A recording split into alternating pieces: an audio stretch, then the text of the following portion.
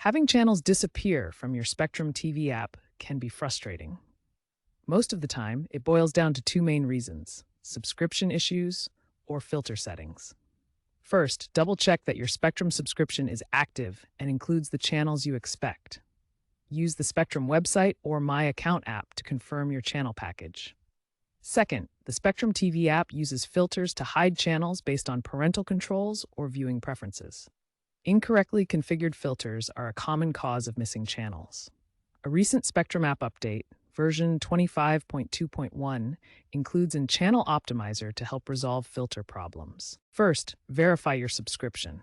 Log into your Spectrum account online and check your subscribed channel lineup. If channels are missing from your package, contact Spectrum support. Second, reset app filters. Open the Spectrum TV app, go to Settings, then Parental Controls. Select Reset All to clear any filters that might be hiding channels. A case study in March 2025 showed this fixed missing premium channels after an update. Third, clear app cache and update. Ensure your app is up to date.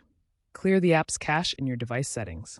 Outdated apps or cached data can cause display errors. Fourth, restart your device. A simple restart can resolve temporary glitches. Fifth, contact support.